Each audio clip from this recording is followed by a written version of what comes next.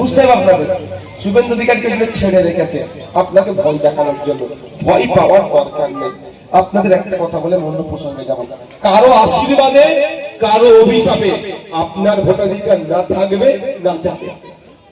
কথা থাকলো তো? শুভেন্দু অধিকারী অভিশাপ দিল আপনার ভোটাধিকার চলে যাবে, আর মমতা ব্যানার্জি আপনাকে আশীর্বাদ করলো আপনার ভোটাধিকার থেকে যাবে। এটা মনে থেকে সরিয়ে দেয়।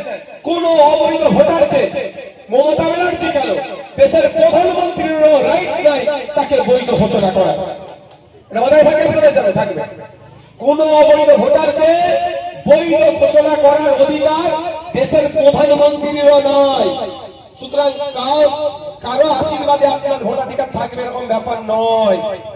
আর কোন বৈধ ভোটারকে অবৈধ ঘোষণা করার রাইট নির্বাচন কমিশন তো দূরের কথা, ভারত সরকারের যিনি এখন প্রধান মোদীজিরও অধিকার নাই। মাথায় থাকবে। এটা কোথা থেকে অধিকারটা পাচ্ছি? সংবিধান থেকে। যেই সংবিধানটাকে দেওয়ার জন্য আপনার আমার পূর্বপুরুষ বিনয় বাদল দীনেশ, আশফাকুল্লাহ, শহীদ পৃথিবীদাতা দেদার, বেগম হযরত মহল, ফুরফুরা পীর আবু বকর সিদ্দিক থেকে শুরু করে নেতাজি গান্ধীজি থেকে শুরু করে লাখো লাখো কোটি কোটি স্বাধীনতা সংগ্রামীরা কেউ আত্মত্যাগ করেছে, কেউ আত্ম বলিদান দিয়েছে। তার ফলে আপনি আমি একটা সংবিধান পেয়েছি। পৃথিবীর সব থেকে বড় লিখিত সংবিধান আমরা পেয়েছি। সেই সংবিধানের 326 নম্বর ধারাতে আপনার আমার ভোটাধিকারের অধিকার দেওয়া হয়েছে। কেউ এটা কেড়ে নিতে পারবে না, পারবে না, পারবে না।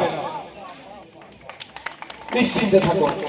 মমতা ব্যানার্জি দিয়ে দেবে, শুভেন্দু অধিকারী কেড়ে নেবে, এই কনসেপ্ট থেকে আপনারা বাইরে আসুন। আচ্ছা বলুন, একটা ভোটারে ক জায়গায় নাম থাকবে? এই যে 58 লক্ষ নাম কাটা গেছে, আমি প্রথম দিকে বলেছিলাম মিলছে তো, কাদের নাম কাটা যাবে? আপনার এখানের একটা মেয়ের বিয়ে হয়ে গেছে কালিকাপুরে, ওইখানে ভোটার লিস্টের নাম, এখানেও নাম, একটা জায়গায় তো ভাই কাটবে। এক নম্বর। দ্বিতীয়, যে মারা গিয়েছে তার ভোটার লিস্টের নাম কেটে যাবে। তৃতীয়ত হচ্ছে কোনো অস্তিত্ব নাই, ভোটার লিস্টে নাম আছে তার অস্তিত্ব নাই, মানে কি ডুপ্লিকেট ঢুকে বসে আছে। এই 3 ধরনের টোটাল বাদ দিয়ে 58 লক্ষ নাম বাদ গেছে। ওর মধ্যে বৈধ কতজন ছিল তাদেরও আনফরচুনেট হয়তো নামটা বাদ গেছে, তারও নামগুলো ঢুকে যাবে।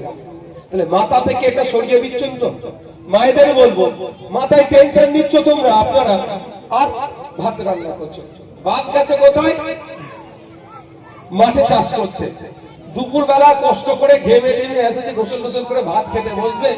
মা যদি ভাত রান্না করতে করছো আর এসআইআরের চিন্তা করছে, এসআইআরে কি হবে কি হবে, ভাত তো পুড়ে যাবে, লাস্টে তো ক্যাচার লেগে যাবে ঘরে, পোড়া ভাত খাবে বাবা মা।